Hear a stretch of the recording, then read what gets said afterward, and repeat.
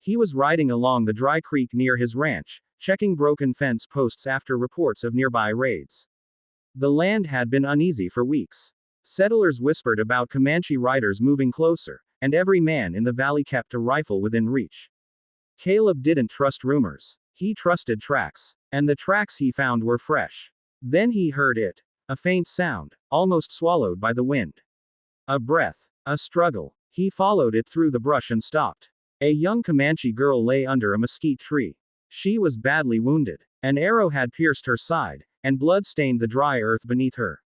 Her face was pale, lips cracked from thirst. She couldn't have been more than 16. For a moment, Caleb just stood there. Helping her could mean death. Comanche raids had left farms burned and families buried. Any sane man would walk away. But Caleb didn't move. Her eyes flickered open. Weak, but alert. She tried to reach for something at her waist. Maybe a weapon, but her strength failed. "I'm not here to hurt you," he said quietly. She didn't understand his words, but she understood his tone. Carefully, he lifted her onto his horse and rode back to the ranch. By the time he arrived, the sky was dark. Caleb laid her down inside his small wooden house and began working. He cleaned the wound with boiled water, wrapped it tightly, and forced her to drink broth. At first, she resisted everything: food, water, even his presence. Her eyes followed him like a trapped animal waiting for the right moment to escape. He didn't force her trust.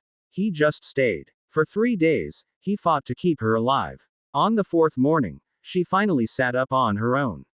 Weak, but alive, she studied him carefully, still unsure why an enemy would save her life. Caleb only said, "You're safe here." She didn't answer. But she didn't run either. And slowly, silence became the first bridge between two worlds that were never meant to meet.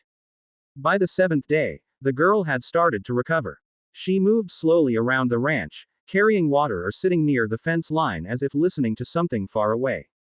Caleb never asked her name, and she never offered it. She felt like a storm that had temporarily gone quiet. Then came the morning everything changed. Caleb stepped outside and froze. Horse tracks. Many of them. Fresh, tight formation. Warriors moving together. Before he could react, the horizon filled with riders. 50 Comanche warriors surrounded his ranch. They didn't rush. They didn't shout. They simply formed a silent circle around his land, like a judgment waiting to be delivered. Caleb stepped onto his porch with his rifle lowered but ready. One rider moved forward, an older warrior with painted face and a feathered headdress. His voice cut through the air in Comanche, sharp and commanding. Caleb didn't understand the words. But he understood the meaning. They had come for the girl. Behind him, she appeared. She saw them, and froze. For a moment, everything stood still. Then the leader spoke again, louder. Angrier. The girl stepped forward. She spoke in her language quickly, urgently. Her voice carried pain, conflict, and something deeper: truth. The warriors reacted immediately. Some tightened their grips on weapons. Others hesitated. Then she did something unexpected. She walked back to Caleb. Not toward her people, but beside the man who saved her life. One word she had learned from him came out softly. Safe. The tension broke, but only slightly. The leader stared at her, then at Caleb. The silence stretched like a drawn blade. Caleb raised his hands slightly. "I didn't take her," he said calmly. "I saved her." The girl translated. The old warrior studied her wound, her strength, her standing. Slowly, the fire in his eyes cooled. At last, he lowered his weapon. One by one, the warriors followed. The leader spoke one final time. The girl translated again. "They go," she said.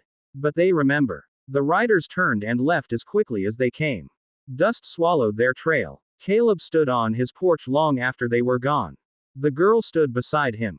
"You risked life," she said. Caleb gave a small shrug. "Seemed worth it." After a long silence, she spoke again.